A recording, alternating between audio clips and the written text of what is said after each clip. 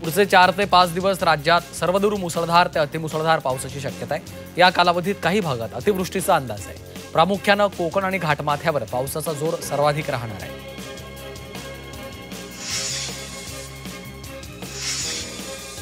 शहराला पाणी पुरवठा करणाऱ्या धरणाच्या पाणलोट क्षेत्रात सलग होणाऱ्या धोधो पावसानं जलसाठा वाढलाय। या धरणात पाणीसाठा 90% पोहोचलाय। वर्षभराची तहान भागेल एवढा पाणीसाठा आता जमा झालाय। मुसळधार पावसामुळे मध्य आणि हार्बर मार्गावर रेल्वे रुळांवर पाणी साचलं। मध्य रेल्वेच्या विद्याविहार कुर्ला सायन माटुंगा स्थानकादरम्यान तसंच हार्बर मार्गावरील गोवंडी टिळकनगर कुर्ला शिवडी स्थानकादरम्यान पाणी साचलं होतं, त्यामुळे रेल्वे उशिराने धावत होती।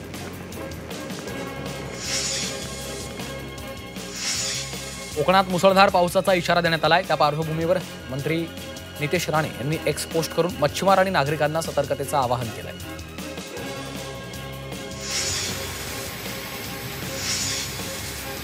नवी मुंबईत पावसाचा जोर वाढला होता, त्यामुळे एपीएमसी मॅफको सानपाडा इथल्या रस्त्यांवर पाणी साचलं, तर सकाळी 8:30 ते 11:30 दरम्यान 30 मिलीमीटर पावसाची नोंद झाली।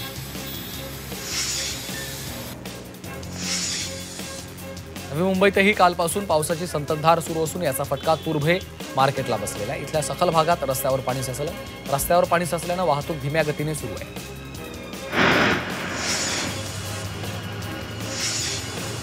ठाणे शहरात मुसळधार पाऊस झाला। या पावसामुळे घोडबंदर मार्गावर गायमुख घाटापुढे रस्त्याच्या एका बाजूला पाणी साचलं, त्यामुळे वाहतुकीवर मोठा परिणाम झाला आहे।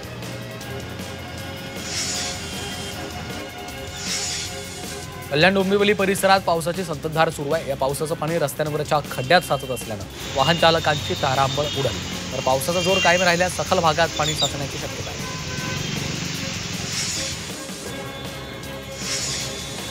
कल्याण आणि शहापूरला मुसळधार पावसाने झोडपलेला आहे। भातसा आणि काळू नद्यांच्या पाणी पातळीत वाढ झाली। शहरातील नागरिकांचं जनजीवन विस्कळीत झालेलं आहे। कामावर पोहोचण्यासाठी नागरिकांना मोठी कसरत करावी लागते।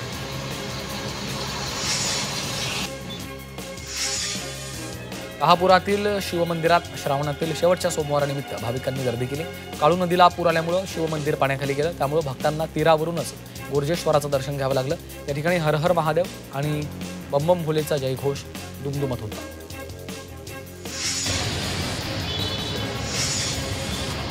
भिवंडीतल्या वंजारपट्टी परिसरात पावसाचं पाणी साचलं, त्यामुळे नागरिकांसह वाहन चालकांना प्रचंड त्रास सहन करावा लागतोय, तर पावसाचा जोर कायम राहिल्यास पूरस्थिती निर्माण होण्याची शक्यता आहे।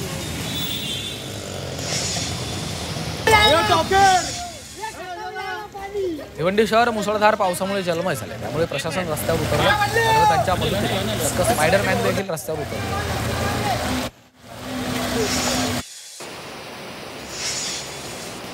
मुसळधार पावसानं मुंबईला झोडपून काढलं, यामुळे मुंबई जलमय झाली। मात्र त्याचवेळी सिमेंट कॉन्क्रीटच्या मुंबापुरीतल्या जंगलात निसर्गाचा अनोखा नजारा पाहायला मिळाला। मुंबईच्या पूर्व उपनगरातील गोरेगाव भागात चक्क धबधबा वाहू लागला। गोरेगाव पूर्वमध्ये वालभट नदी आहे, त्या परिसरामध्ये डोंगरावरून धबधबा प्रवाहित झाला। हे दृश्य डोळ्यांची पारणं फेडणारी आहे।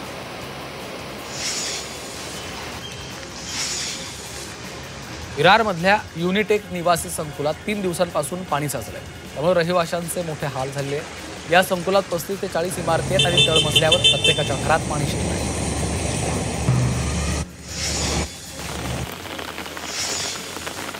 पालघर जिल्ह्यातील पश्चिम किनारपट्टी भागातल्या तारापूर चिंचणी या भागात जोरदार पाऊस सुरू आहे। जिल्ह्यातील भात रोपण्या पूर्ण झाल्या असून भात पिकांना उभारी देणारा पाऊस सध्या पडतोय। या पावसामुळे शेतकऱ्यांनी समाधान व्यक्त केलं। मुंबईतील सर्व शाळांना सुट्टी जाहीर करण्यात आली आहे। पुढचे काही तास मुसळधार पावसाचा अंदाज हवामान विभागाने वर्तवलाय। खबरदारीचा उपाय म्हणून मुंबई महापालिकेने शाळा आणि महाविद्यालयांना सुट्टी जाहीर केली।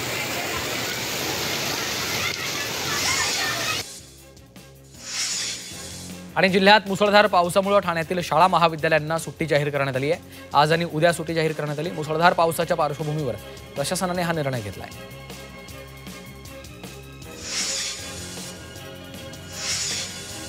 कल्याण डोंबिवलीत उद्या शाळांना सुट्टी जाहीर करण्यात आली आहे। कल्याण डोंबिवली महानगरपालिकेने हा निर्णय घेतलाय। पावसाच्या पार्श्वभूमीवर प्रशासनाने नागरिकांना सतर्क राहण्याच्या सूचना दिल्या।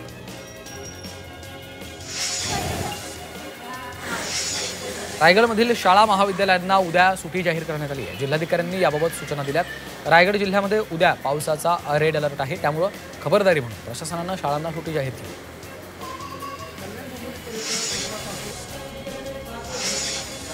कल्याणच्या लोहमार्ग पोलीस स्थानकामध्ये पाणी साचलं होतं. कल्याण डोंबिवली परिसरात पावसाची संततधार सुरू होती, त्यामुळे रस्ते जलमय झाले. पोलीस स्थानकामध्ये पाणी शिरल्याने लोहमार्ग पोलिसांना पाण्यामध्ये राहून काम करावं लागतं.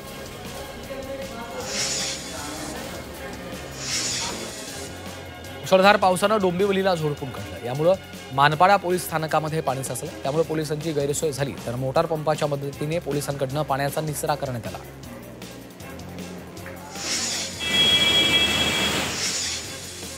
पावसामुळे लोकल सेवा विस्कळीत झाली होती. कल्याण रेल्वे स्थानकात प्रवाशांची मोठी गर्दी झाली. ट्रॅकवर पाणी साचल्यानं लोकल धीम्या गतीने वाहत होत्या, त्यामुळे प्रवाशांचे मोठे हाल झाले.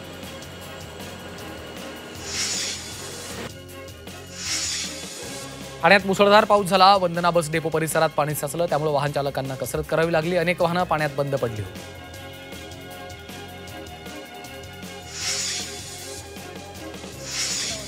पावसामुळे मुंबईतील नेपियन सी रोडवरील एका इमारतीची संरक्षक भिंत कोसळली. यामध्ये एका व्यक्तीचा मृत्यू झाला.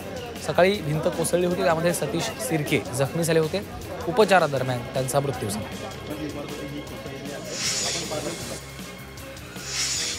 मुंबईच्या मरीन लाईन्स रेल्वे स्थानकाजवळच्या चिरा बाजारात एका इमारतीचा काही भाग कोसळला आहे. मुसळधार पावसामुळे इमारतीच्या जिन्याचा काही भाग कोसळला. या घटनेत जखमी झालेल्यांवर सध्या रुग्णालयात उपचार सुरू आहे. न्यू अशोकनगर चेंबूर इथं MMRDAची संरक्षक भिंत कोसळली. 2 घरं ढासळली. दरम्यान घटनास्थळी स्थानिक आमदार सना मलिक यांनी पाहणी केली, तर त्यांनी प्रभावित कुटुंबासाठी तात्पुरती पुनर्वसन आणि मूलभूत सुविधांची व्यवस्था तातडीनं करण्याचे आदेश दिले.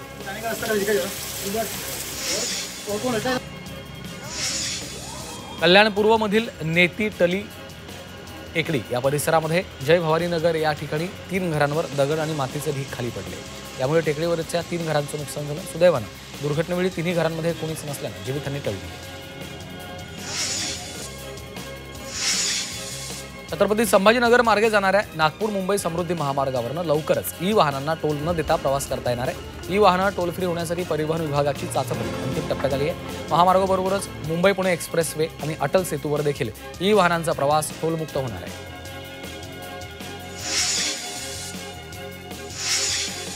विधानसभा निवडणुकीला आव्हान देणारी याचिका सुप्रीम कोर्टाने फेटाळली आहे. संध्याकाळी 6 वाजल्यानंतर झालेल्या मतदानावर आक्षेप घेण्यात आला होता. दरम्यान यावर टिप्पणी करताना कोर्टाने याचिकाकर्त्याला फटकारलं. कोर्टाचा मौल्यवान वेळ वाया गेल्याची टिप्पणी कोर्टाने केली.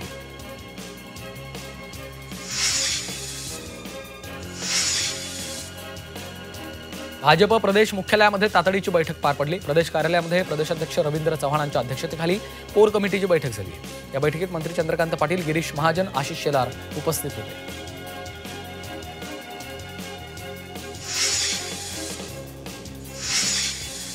बेस्ट कामगार पतपेढी निवडणुकीमध्ये नवा ट्विस्ट आलाय. निवडणुकीच्या तोंडावर आर्थिक गुन्हे शाखेनं पतसंस्थेच्या संचालक मंडळाला नोटिसा पाठवल्या.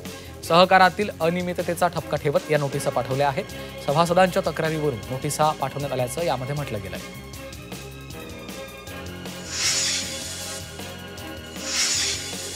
महाराष्ट्र राज्य सहकारी संघाच्या अध्यक्षपदी आमदार प्रवीण दरेकरांची बिनविरोध निवड झाली आहे. सहकारी संघाच्या अध्यक्षपदी दरेकरांची बिनविरोध निवड झाली. महाराष्ट्र राज्य सहकारी संघाला 106 वर्षांची वैभवशाली परंपरा आहे, तर सहकारी क्षेत्रात ही संस्था अग्रगण्य आहे.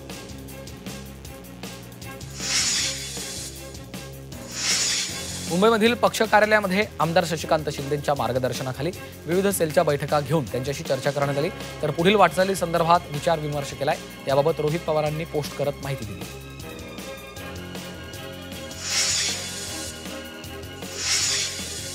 उपमुख्यमंत्री एकनाथ शिंदेंच्या बालेकिल्ल्यात वनमंत्री आणि पालघरचे पालकमंत्री गणेश नाईकांचा पुन्हा एकदा जनता दरबार ते घेणार आहेत. नवी मुंबईत 20 ऑगस्ट रोजी, जव्हार आणि ठाण्यातील गडकरी रंगायतनमध्ये 22 ऑगस्टला जनता दरबार होणार आहे.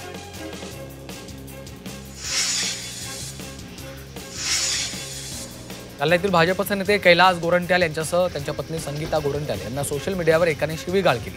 सोशल मीडियावर गोरंट्याल यांच्याविषयी अपशब्द वापरले होते, त्यामुळे शिवीगाळ करणाऱ्याला तत्काळ अटक करावी यासाठी गोरंट्याल यांनी पोलीस अधीक्षकांकडे तक्रार केली आहे. सायबर सेलकडे देखील तक्रार करण्यात आलेली आहे. ही पोस्ट करण्यामागे कोण आहे याची चौकशी केली पाहिजे अशी देखील मागणी गोरंट्याल यांनी केली आहे.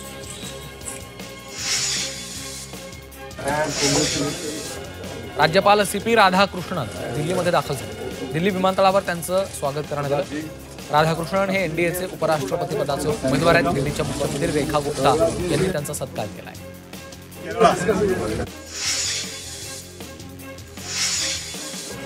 मुंबईमध्ये दहीहंडी उत्सवात उंच थरांवरून पडून जखमी झालेल्या गोविंदांची संख्या 294 वर पोहोचली आहे. त्यातील 11 जणांवर रुग्णालयात उपचार सुरू आहेत आणि 6 जणांची प्रकृती चिंताजनक आहे.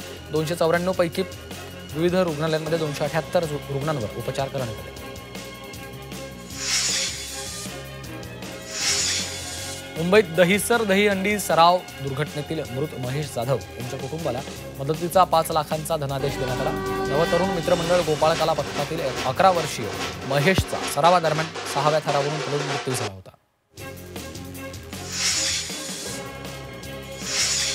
गेल्या काही महिन्यात मुंबईतील अनधिकृत फलकांमुळे शहराचं विद्रुपीकरण वाढलं. त्यांच्यावर कठोर कारवाई होत असल्यानं मुंबई शहर फलकमुक्त करण्याच्या महापालिकेच्या उद्दिष्टाला सर्रास हरताळ फासलं जात आहे. विशेष म्हणजे यात राजकीय पक्षाचा आघाडीवर आहे.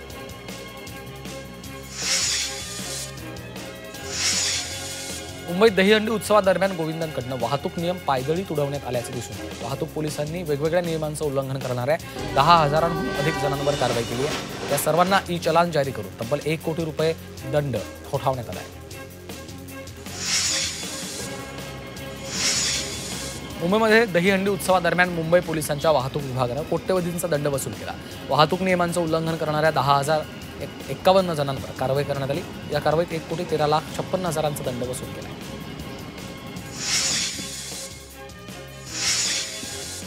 सूर्या प्रकल्पाच्या धामणी धरणाकडे जाणाऱ्या रस्त्यावरील झाडावर बिबट्या दिसला आहे. रस्त्यावरून जाणाऱ्या तरुणांनी बिबट्याची हालचाल कॅमेऱ्यात कैद केली. बिबट्यामुळे परिसरात भीतीचं वातावरण आहे.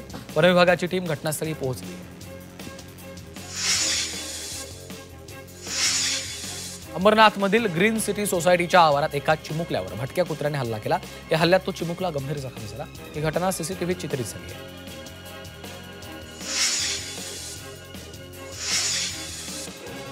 कल्याणमध्ये बस बॅरिकेडला धडकल्याची घटना घडली आहे. या घटनेत सुदैवाने जीवितहानी झाली नाही. मात्र नागरिकांनी संताप व्यक्त केला. रात्रीच्या वेळी बॅरिकेड्स वाहन चालकांना दिसत नसल्याने अशा घटना वारंवार घडताना दिसतात. त्यामुळे नागरिकांनी मेट्रो प्रशासन आणि MMRDA यांच्यावर तातडीनं उपाययोजना करण्याची मागणी केली.